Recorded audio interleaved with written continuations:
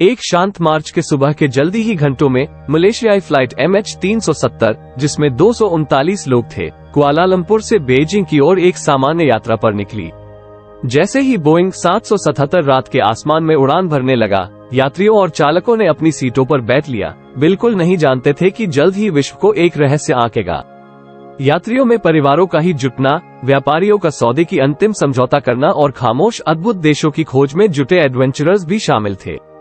Captain जहरी अहमद शाह, एक अनुभवी और सम्मानित पायलट, ने विमान को माहिरी और सावधानी से निर्देशित किया, जबकि प्रथम अधिकारी फारिक अब्दुल हमीद ने उसकी सहायता से समर्थन किया। MH370 अपने निर्धारित अधिकारी से थोड़ी दूर पहुंचने पर विमान में एक विचित्र शांति छा गई।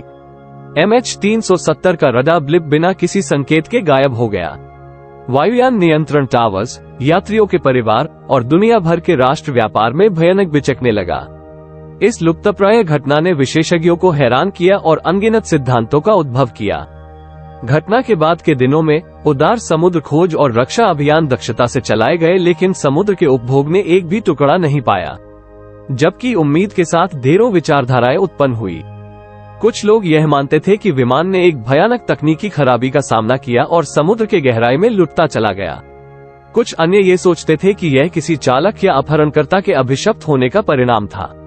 जैसे जैसे कल्पना भटकती गई, साजिश से संबंधित कई सिद्धांत उभरने लगे, जो पब्लिक की चिंता और अविश्वास को उत्तेजित करते थे। महीने सालों में बदलते हुए समय के बाद MH370 अब तक एक अनसुलझा रहस्य बनी रही। मीडिया कवरेज कम हो गई थी, लेकिन परिवारों और दोस्तों के लिए दर्द का समय बाकी रहता था। दुनिया ने निश्चय कर दिया था कि वह यात्राओं के पीछे का रहस्य कभी खुलने वाला नहीं है। फिर एक उम्मीद की किरण प्रकट हुई। भारतीय महासागर के दूर एक छोटे से द्वीप पर एक बोइंग 777 के पंख की पहचान की छाप से विक्षोभ हुआ। इस खोज के अभियान को पुनः जीवंत किया गया और खोज क्षेत्र बढ़ाया गया।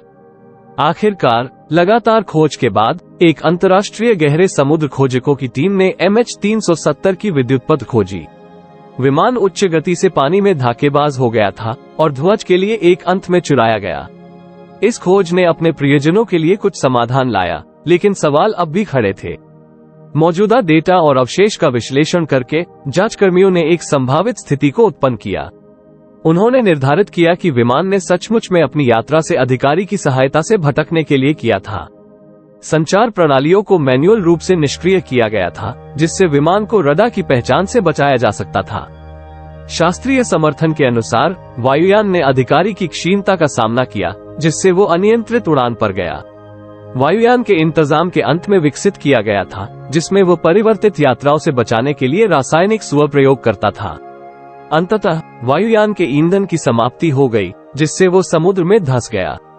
मलेशियाई फ्लाइट MH370 की गायबी होने वाली घटना अब ज्यादातर समझने योग्य हो गई थी, हालांकि कई विवरण अप्रामाणिक रहते थे। MH370 का दुर्भाग्यवश लुप्त होने ने विमानयान व्यवस्थाओं और अंतर्राष्ट्रीय विनियमों में महत्वपूर्ण परिवर्तन लाए। व्यावसायिक उड़ानों के वास्तविक समय पर ट्रैकिंग को अनिवार्य बना दिया गया। इससे सुनिश्चित किया गया कि कोई विमान बिना किसी संकेत के लापता नहीं होगा। यह विरासत, हालांकि दुखद है, हवाई यातायात के इतिहास में एक भयानक बातचीत के रूप में बनी रहेगी। जैसे ही आसमान यात्रियों को दूरस्थ स्थानों तक ले जाता है, उस भयानक रात के हानिकारक इतिहास के लोगों की स्मृति हमारे दिलों में छाई रहेगी, जो मानवीय आत्मा की नाजुकता और सहनशीलता की याद दिलाती है।